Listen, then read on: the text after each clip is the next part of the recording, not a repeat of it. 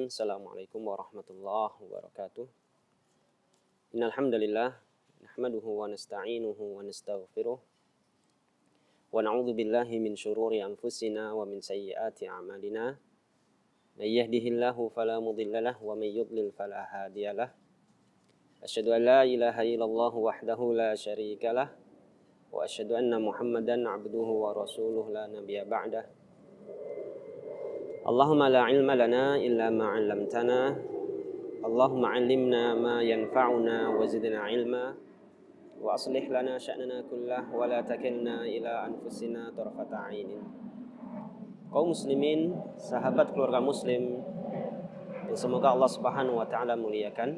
Alhamdulillah, kita panjatkan puja dan puji syukur kita kepada Allah atas segala karunia-Nya, atas segala nikmat-Nya, yang mana Allah Subhanahu wa taala masih memberikan nikmat tersebut, karunia tersebut kepada kita hingga detik ini. Salawat dan salam senantiasa tercurahkan kepada junjungan kita Nabi besar Muhammad sallallahu alaihi wasallam. Kaum muslimin, sahabat keluarga muslim yang dirahmati Allah Subhanahu wa taala. Kita lanjutkan pembahasan kitab Al-Fiqhul Muyassar, yang mana pada episode kali ini kita akan melanjutkan bab An-Najasah, bab seputar benda-benda najis. Bab ini penting perlu kita bahas dan pelajari kaum muslimin.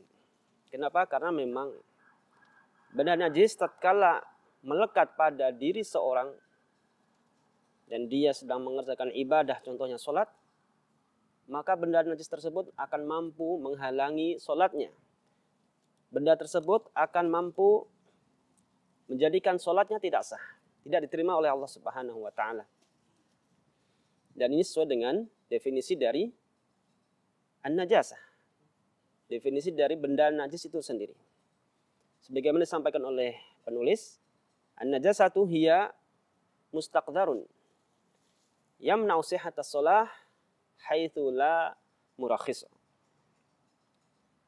An-najasah, benda najis adalah benda yang dianggap kotor oleh syariat, yang mampu membuat tidak sahnya salat seseorang jika tidak memiliki atau selama tidak memiliki keringanan, atau hal-hal yang mampu membuat benda najis itu menjadi ringan menurut syariat. Ya, karena memang kaum muslimin rahmatullah Allah Subhanahu wa taala, kenapa harus dikatakan ya, benda yang dianggap kotor menurut syariat? Karena memang tidak semua benda yang kita anggap kotor menurut syariat kotor.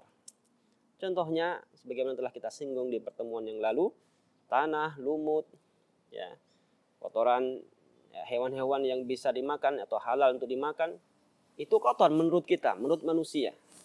Akan tetapi menurut syariat, menurut agama, tidak dikatakan kotor yang mampu mencegah sahnya sholat seorang. Kaum muslimin yang dirahmati Allah Subhanahu wa taala,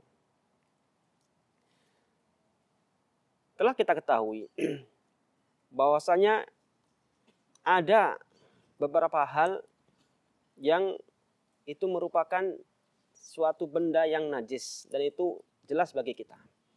Akan tetapi ada beberapa permasalahan yang barangkali di antara kita ada yang belum mengetahui dengan jelas atau ragu-ragu tentang hukum suatu benda yang apakah ini najis atau tidak atau suci. Ya, maka di sini pada episode kali ini kita akan membahas permasalahan-permasalahan tersebut dengan izin Allah Subhanahu wa taala. Kaum muslimin rahmati Allah Subhanahu wa taala, permasalahan pertama yang barangkali kita sering mendapatinya di kehidupan kita sehari-hari, yaitu permasalahan seputar hukum hewan yang mati atau bangkai hewan yang mati, namun hewan tersebut tidak memiliki darah yang mengalir. Ya, seperti serangga. Dia hewan, namun tidak memiliki darah yang mengalir. Maka bagaimana hukum bangkai dari serangga ini? Apakah dikategorikan sebagai benda yang najis atau tidak? Maka kaum muslimin rahmati Allah Subhanahu wa taala, di sini dalam kitab Al-Fiqhul Muyassar, penulis telah menjelaskan permasalahan tersebut. Di sini penulis mengatakan ta'rifu ma laisa lahu nafsun sa'ilah. Pengertian dari hewan yang tidak memiliki darah yang mengalir. Beliau mengatakan huwa ma laisa lahu damun yasilu minhu idza juriha au qutila. Hewan yang tidak memiliki darah yang mengalir apabila dilukai maupun dibunuh. Ya, telah kita sebutkan di awal, contohnya adalah serangga, ya kecoa, ya jangkrik dan sebagainya. Itu adalah di antara serangga yang tidak memiliki darah yang mengalir. Maka mengenai hukum kenajisan serangga atau hewan ini disebutkan oleh para ulama terdahulu. Ya.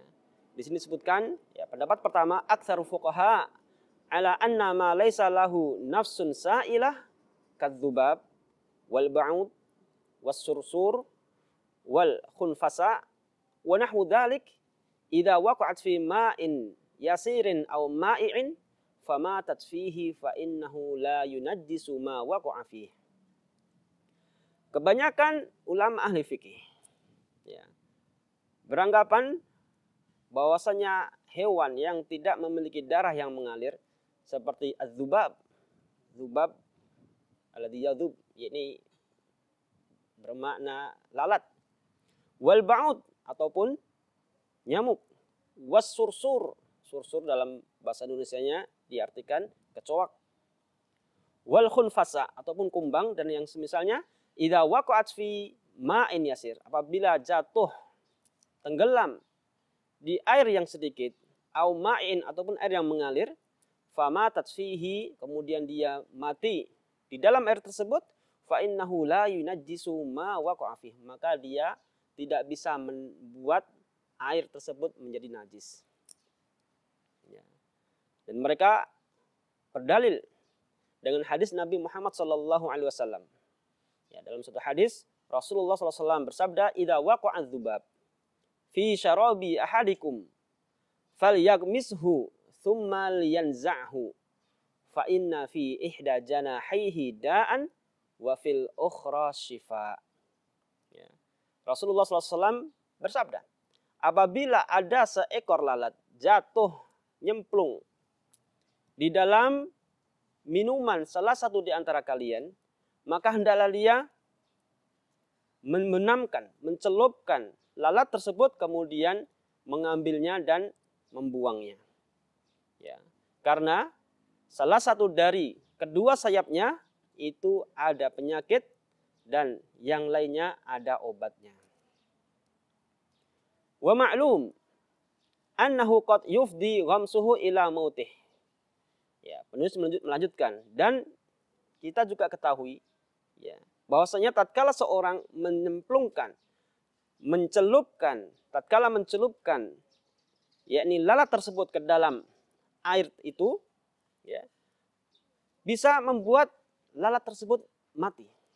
Ya, apalagi kalau airnya panas.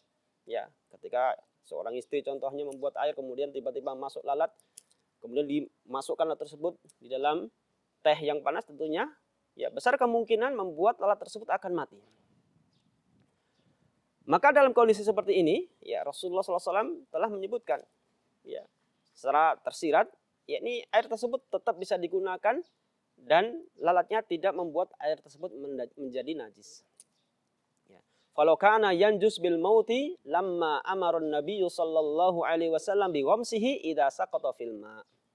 Kalau seandainya ya air tersebut menjadi najis karena sebab matinya lalat yang nyemplung, yang terjebur dalam air tersebut, maka sesungguhnya ya tentunya Nabi tidak akan memerintahkan ya seorang untuk apa? Mencelupkan lalat ke dalam air. Kalau seandainya apa? Lalat tersebut mati kemudian membuat air itu najis. Tapi nyatanya apa? Rasulullah SAW tidak berkata demikian. Rasulullah tidak memerintahkan sahabatnya untuk membuang airnya. Tapi tetap ya bisa dimanfaatkan air tersebut dan lalatnya yang apa? Yang dibuang. Ini pendapat pertama. Pendapat yang kedua, ya, ini adalah pendapat yang disebutkan oleh para ulama dari madhab Hambali. Penulis mengatakan wa farraqal Hanabilah fi dzalik faqalu ma laisa lahu nafsun sa'ilah nau'an. An-naw'ul awwal ma yatawalladu minat tahirat wa huwa tahirun hayyan wa mayyitan. Ulama Hanabilah, ulama dari madhab Hambali, ya, membedakan jenis serangga atau jenis hewan yang tidak memiliki darah yang mengalir. Ya, mereka membedakan ada dua jenis serangga yang tidak memiliki darah yang mengalir. An-naw'ul awwal ma yatawallad minat tahirat fa huwa tahirun hayyan wa mayyitan. Yaitu hewan yang tumbuh atau muncul dan terlahir dari benda-benda yang suci. Ya, maka dia ini, hewan tersebut adalah benda yang suci baik dalam kondisi hidup maupun dalam kondisi mati. Contohnya apa? Contohnya belatung. Ya, ulat yang muncul dari buah yang busuk. Ya, kalau ada mangga jatuh, kemudian nggak ada yang mengambil, nggak ada yang mengkonsumsinya, nggak ada yang memakannya, kemudian membusuk, maka akan muncul belatung ataupun lalat dari mangga tersebut. Nah, inilah contoh yang pertama, ya, dari pembagian jenis serangga yang tidak memiliki darah yang mengalir. Maka tatkala belatung ini muncul dari sesuatu yang suci, karena mangga tentunya suci, maka dia juga yakni suci. Belatungnya suci, baik hidup maupun mati. Wa na'utsani, adapun pembagian yang kedua, ma yatawalladu minan najasat fahuwa najisun hayyan wa mayyitan. Hewan yang muncul atau terlahir dan tumbuh dari benda-benda yang najis, maka dia juga najis baik dalam kondisi hidup maupun dalam kondisi mati. Ya, contohnya belatung, ya, yang muncul dari bangkai. Ada, ya, kucing tertabrak mobil contohnya, mati, nggak ada yang menguburkan. Kemudian muncullah belatung dari tubuh bangkai kucing tersebut. Ya, maka menurut ulama dari mazhab Hambali, belatung yang muncul dari bangkai kucing ini, maka dia ini dihukumi sebagai apa? Benda yang najis. Kenapa? Karena muncul dari benda yang najis. Karena bangkai adalah benda yang najis. Ini adalah dua bagian atau dua pembagian tentang hewan yang memiliki darah yang tidak mengalir. Kenapa kok bisa timbul pendapat seperti ini? Kenapa bisa muncul pendapat seperti ini?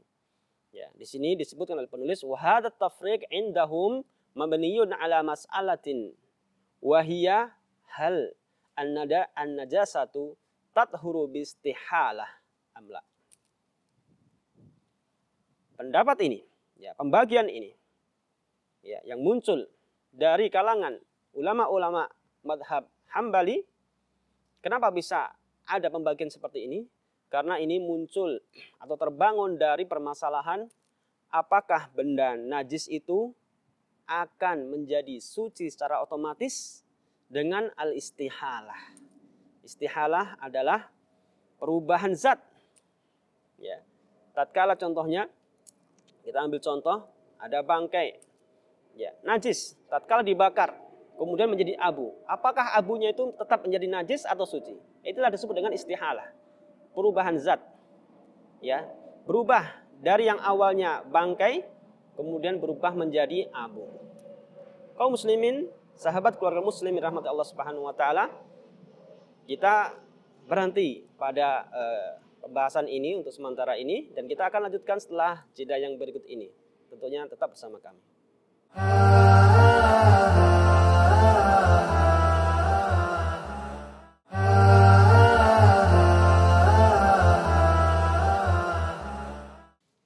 Muslimin, sahabat keluarga muslim rahmat Allah Subhanahu wa taala, kita lanjutkan pembahasan seputar benda-benda najis.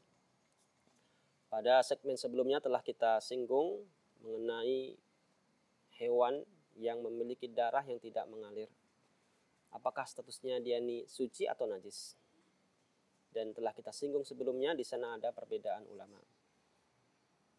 Pada segmen kali ini kita akan jelaskan mana dari pendapat ulama yang paling rajih, yang paling kuat mengenai status hukum hewan yang memiliki darah yang tidak mengalir.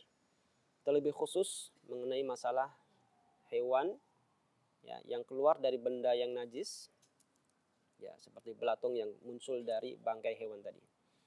Yang telah kita sebutkan sebelumnya bahwasanya di sana ada ya pembagian yang dilakukan oleh ya ulama-ulama dari mazhab Hambali, membagi bagaimana hewan itu ya tatkala atau meskipun dia memiliki darah yang tidak mengalir, namun tatkala keluar dari benda yang najis, maka dikatakan itu juga najis.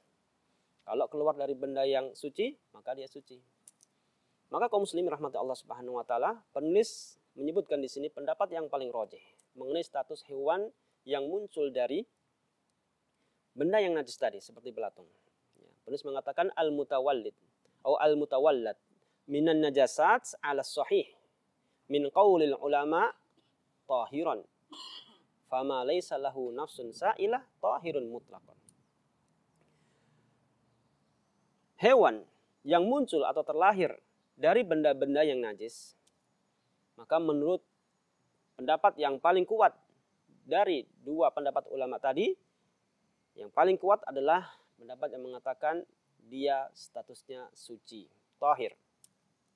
Fama laisa lahu nafsun sa'ilah tahirun mutlaqan. Maka setiap hewan yang tidak memiliki atau yang memiliki darah yang tidak mengalir, maka statusnya suci secara mutlak. Apakah dia ini muncul dari benda yang suci maupun muncul dari benda yang najis. Karena ya menurut pendapat ulama al-istihalah, perubahan zat itu membuat hukum juga berubah. Ya, yang awal najis tatkala sudah berubah zatnya, ya, maka berubah juga hukumnya. Yang awalnya najis menjadi suci. Kaum muslimin rahmati Allah Subhanahu wa taala. Kemudian kita akan beralih kepada pembahasan seputar hukum ya bangkai hewan. Ya.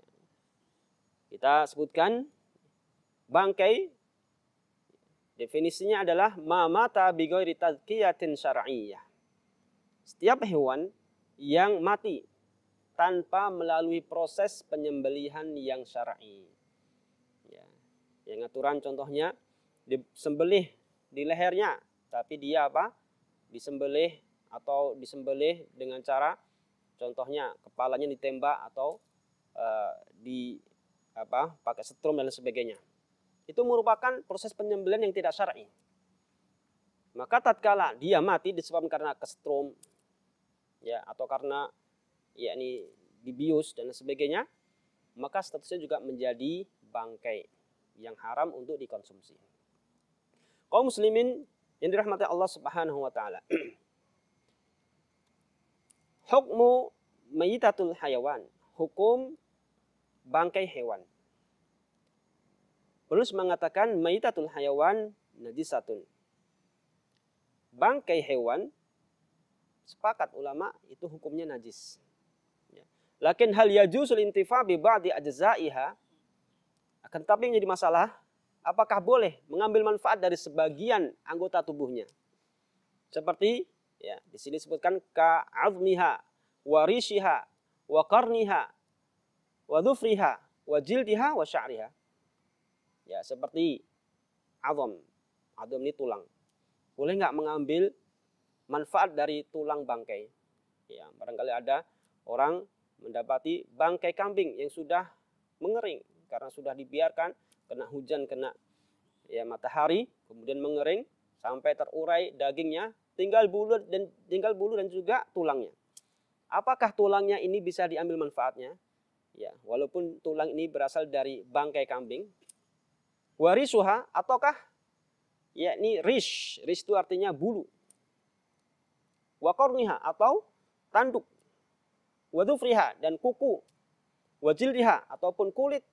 Wasya'riha dan rambut. Apakah semua ini boleh kita mengambil manfaat darinya? Maka ini adalah pembahasan yang akan kita bahas pada kesempatan kali ini.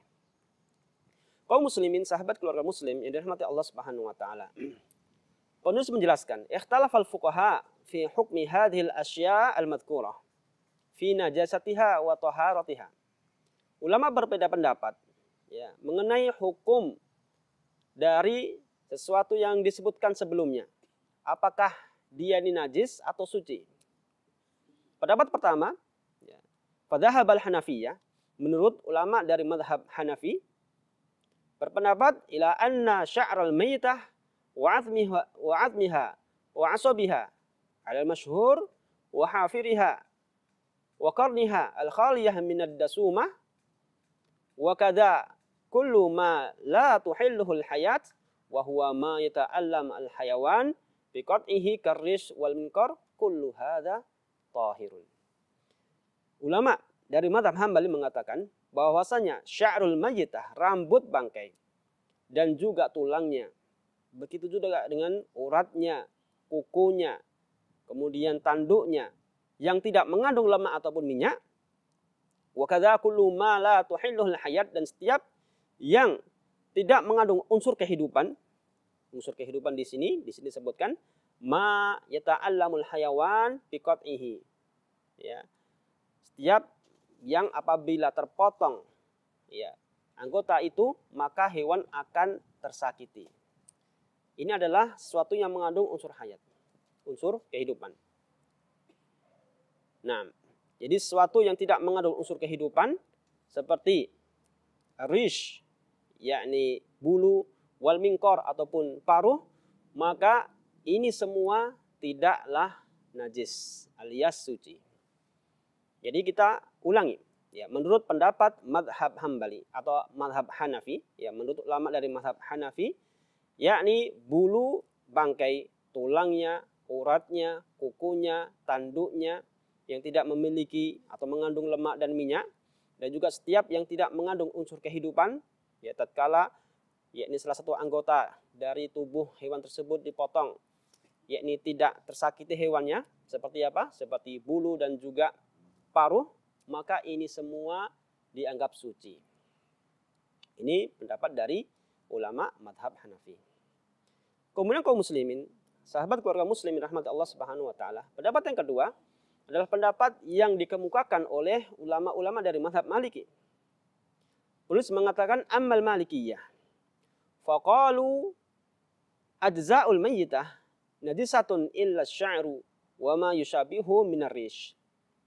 Anggota-anggota tubuh bangkai, ya, anggota-anggota tubuh bangkai itu semua najis kecuali asy'ar, yakni bulu dan yang mirip dengan bulu, rambut, bulu halus. Nah, yang mirip dengan itu maka itu tidak dianggap najis alias suci. Ini menurut pendapat Malikiyah. Adapun tanduk, ya, ataupun tulang, maka itu semua dianggap najis. Kemudian kaum muslimin yang dirahmati Allah Subhanahu wa taala, kita beralih kepada pendapat dari ulama-ulama mazhab Syafi'i. Mereka mengatakan, ya, faqalu binajasati hadil asya' al-madhkurah. Mereka mengatakan semua hal-hal yang telah kita sebutkan sebelumnya, baik tanduk, tulang, kemudian juga kuku, kulit, kemudian bulu, rambut, itu semua adalah suatu benda yang najis. Ini pendapat dari ulama-ulama mazhab Syafi'i. Ya, lebih ketat lagi dibanding dua pendapat sebelumnya. Kemudian kaum muslimin, sahabat keluarga muslimin rahmati Allah Subhanahu wa taala, kita akan beralih kepada pendapat dari ulama-ulama mazhab Hambali yang, ya, kita lihat di sini adalah pendapat yang pertengahan, pendapat yang lebih sesuai dengan dalil. Ya. Mereka mengatakan faqalu binajasatil azmi wal qarni wal dhufri wa usulis sya'ri wal rishi idza nutifa wa huwa radbun aw yabis. Ya. Mereka mengatakan bahwasanya tulang, kemudian juga tanduk, kuku, pangkal rambut, dan juga pangkal bulu, apabila dicabut dari tubuhnya, baik dalam keadaan basah maupun kering, maka itu semua adalah najis. Li'an hadhil asya' min jumlati ajza'il mayyitah. Karena semua ini, seluruh yang kita sebutkan barusan, itu merupakan bagian dari anggota tubuh bangkai tersebut. Kemudian penulis menjelaskan, amma sya'ru wasuf wal wabar warrish fahuwa fahiya tahiratun fil hayati wa badal mamat. Adapun rambutnya ataupun bulunya, wal wabar ini bulu-bulu halus, warish dan bulu-bulu kasar, fahuwa tahiratun fil hayat wa ba'dal mamat. Maka ini semua dihukumi sebagai benda yang suci, baik pada kondisi hewan tersebut hidup maupun tatkala kondisinya mati atau telah menjadi bangkai. Kemudian penulis menjelaskan, walau kanat li hayawan ghairi ma'kulin kal hirrah wa madunha fil khilqah.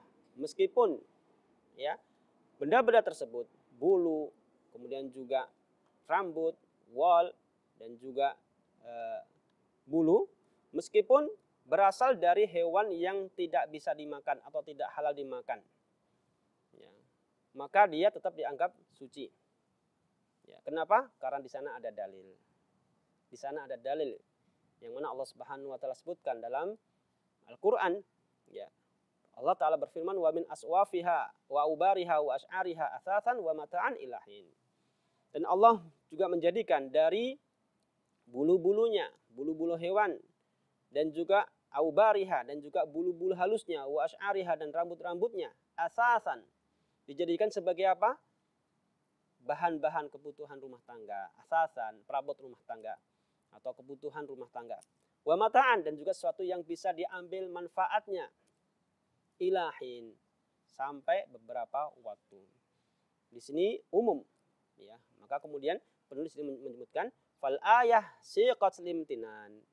Ayat ini menunjukkan kemurahan Allah Subhanahu wa taala. Yang di sana ada makna yang tersirat bahwasanya kita boleh memanfaatkan asuf, yakni wal, kemudian juga bulu, rambut, itu semua adalah bentuk karunia dari Allah Subhanahu wa taala yang boleh kita manfaatkan. Wadh-dhahir syumulul ayah li halatil hayat wal mamat. Dan yang nampak ya bahwasanya ayat ini mencakup kondisi hewan baik ketika mati maupun ketika hidup. Ya, ini adalah pendapat yang rajih. Ya, jadi dari sini kita simpulkan kaum muslimin, sahabat keluarga muslim rahmat Allah Subhanahu wa taala, bahwasanya bulu kemudian juga rambut ya itu adalah sesuatu yang suci. Yang najis adalah kuku, kemudian juga tanduk, tulang. Karena tiga hal ini tidak disebutkan dalam ayat tadi. Kaum muslimin yang dirahmati Allah Subhanahu wa taala, kita akan lanjutkan setelah jeda yang berikut ini.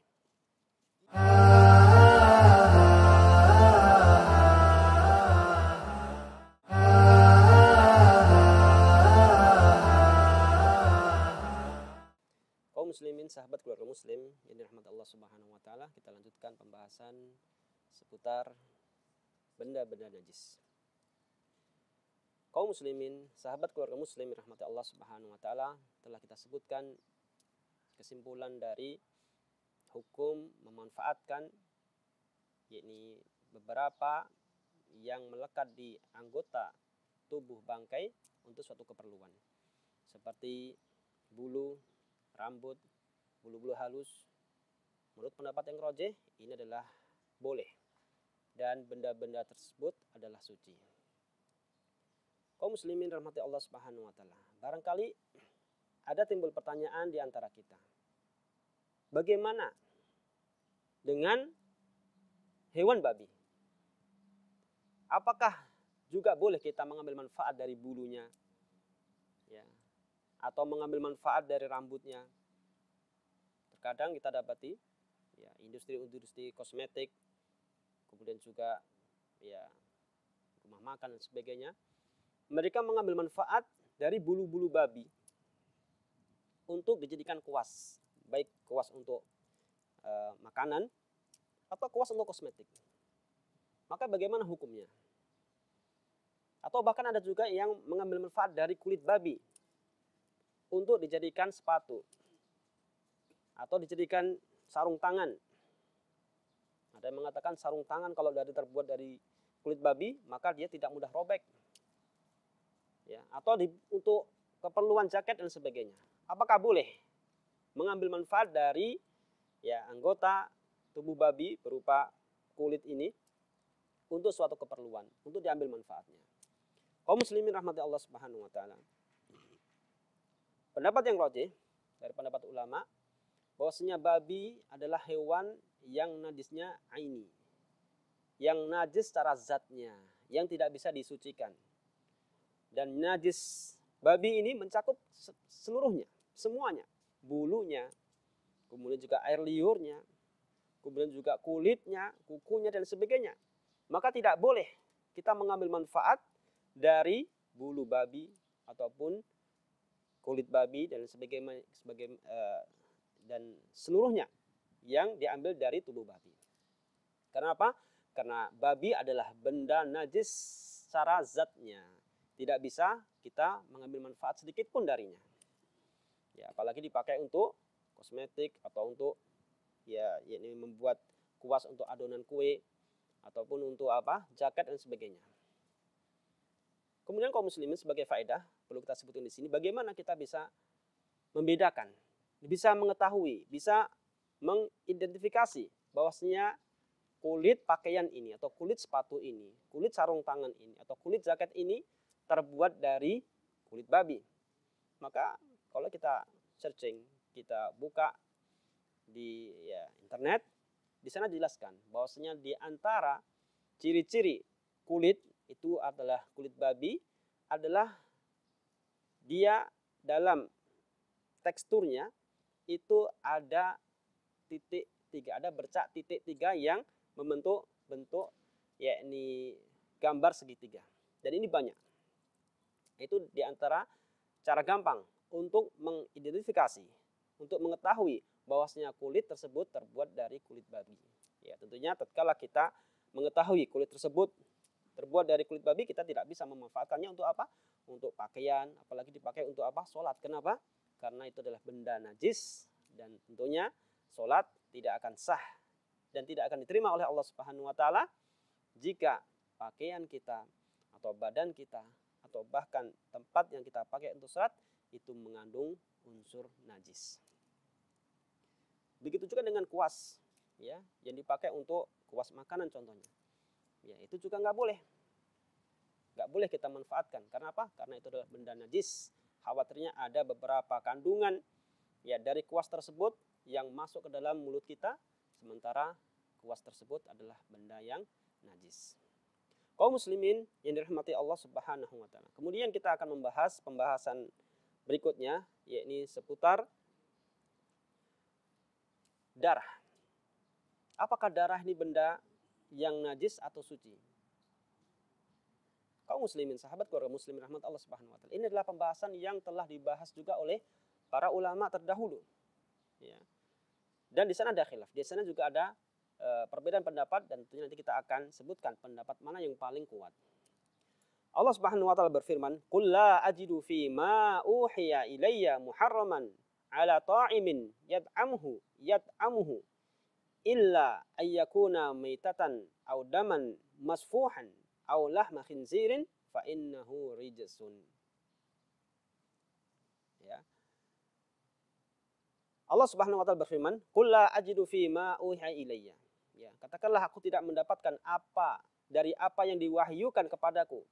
Bahwasanya ada sesuatu itu dianggap sebagai haram ala ta'imin yat'amuhu, atas orang yang memakannya, illa an yakuna maitatan, kecuali jika sesuatu tersebut dari maitatan, bangkai, au daman atau darah, ya, daman masfuhan atau darah yang mengalir, au lahma khinzir atau daging babi, fa innahu rijsun. Sesungguhnya dia ini adalah rijsun, kotor dan juga najis. Penulis mengatakan fal ayah dalat ala najasati damil masfuh. Ayat ini menjelaskan bahwasanya darah yang mengalir adalah hukumnya najis. Apa yang dimaksud dengan darah yang mengalir? Damul masfuh. Darah yang mengalir. Apa yang dimaksud? Darah yang mengalir atau dam masfuh adalah darah yang keluar tatkala seorang menyembelih hewan. Darah yang keluar dari proses penyembelihan itu adalah damul masfuh. Atau darah yang keluar dari luka.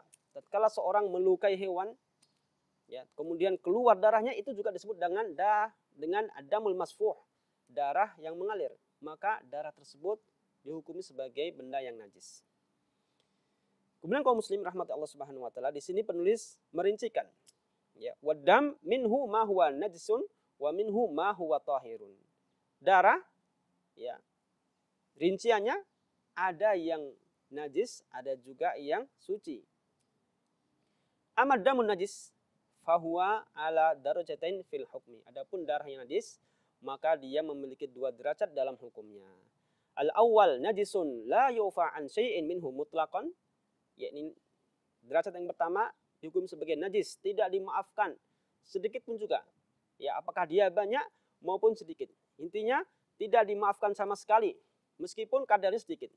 Tatkala mengenai pakaian, maka pakaian tersebut menjadi najis karena apa? Terkena darah tersebut meskipun sedikit. Darah yang masuk dalam kategori ini adalah darah yang keluar dari 2 lubang. Ya, sebagaimana disebutkan penulis di sini, wa huwal khariju minas sabilain. Darah yang keluar dari 2 lubang, kemaluan dan lubang dubur. Ya, tatkala mengenai badan seorang, maka tentunya harus dihapus, harus dibasuh dan dihilangkan. Kemudian kaum muslimin rahmati Allah Subhanahu wa taala, pembagian kedua adalah najisun yu'fa an yasirihi. Darah yang dihukumi najis akan tapi dimaafkan jika apa? Kadarnya sedikit. Wa huwa damul adami inda man qala bi najasatihi. Dia adalah darah manusia. Ya.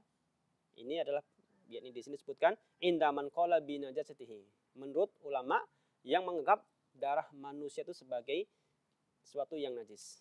Ya, tatkala darah manusia, ya, sedikit mengenai pakaian, maka dimaafkan. Ya. Menurut apa? Pendapat ulama yang menganggap darah itu najis. Kita akan nanti sebutkan apakah memang darah manusia itu najis apa tidak. Kita akan sebutkan di waktu yang lain. Wa kullu ma maitatuhu najisatun, dan setiap hewan yang bangkai itu juga najis. Maka tatkala, ya, darah yang keluar dari tubuhnya sedikit kemudian mengenai tubuh seorang, maka itu darahnya dimaafkan. Wa kadza ma yabqa fil hayawan ba'da khuruji ruhihi bidzakati asy-syar'iyyah. Begitu juga dengan darah yang masih menempel, ya, sisa-sisa darah dari hewan setelah dilakukan proses penyembelihan secara syariat. Setelah disembelih, ya, kemudian masih sedikit ada darah yang nempel di tubuh hewan, maka darah yang sedikit ini itu dimaafkan, ya, itu dimaafkan. Kaum muslimin yang dirahmati Allah Subhanahu wa taala. Adapun darah yang suci, tadi telah kita sebutkan, ya, 2 derajat, ya, darah yang najis. Sekarang darah yang suci. Apa saja? Apakah ada darah yang suci? Ada. Di sini disebutkan oleh penulis, amad damu tahir faminhu. Adapun darah yang suci, maka diantaranya adalah yang pertama, damus samak, li'annahu au li'anna maitatahu tahiratun. Darah as-samak, ini darah ikan. Kenapa? Li'anna maitatahu tahiratun, karena bangkainya adalah suci.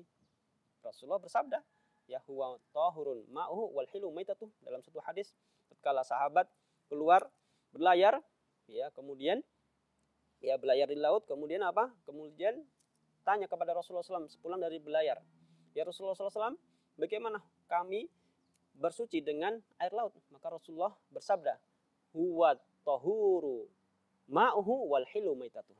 Air laut itu apa? Suci, untuk dipakai untuk apa? Menghilangkan hadas atau menghilangkan najis dan juga mengangkat hadas. Wal hilu maitatuh, dan juga apa? Bangkainya juga halal. Ya.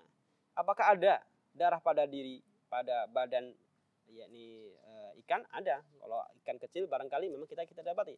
Tapi kalau ikan-ikan yang besar, paus, hiu dan sebagainya, yang bentuk tubuhnya besar, itu pasti kita akan dapati ada memiliki darah.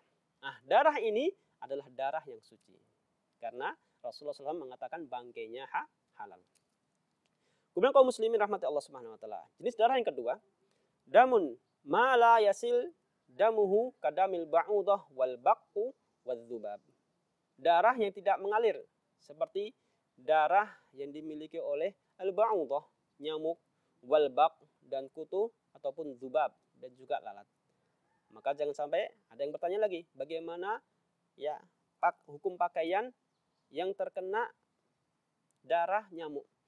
Barangkali ketika ada nyamuk hinggap di pakaian kemudian kita pukul nyamuknya, ada bercak darah di situ, apakah darahnya najis atau pakainya menjadi najis dan tidak bisa dipakai untuk sholat? Maka ya kita jawab boleh dipakai untuk sholat. Karena apa? Darah inilah darah yang suci. Ya, karena apa? Karena dari ba'udah, dari nyamuk ya ataupun dari serangga yang semisal dengan nyamuk. Kemudian kaum muslimin rahmati Allah Subhanahu wa taala.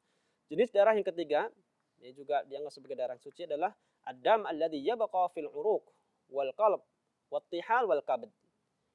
Fa hadha tahirun sawa'an kana qalilan aw katsiran.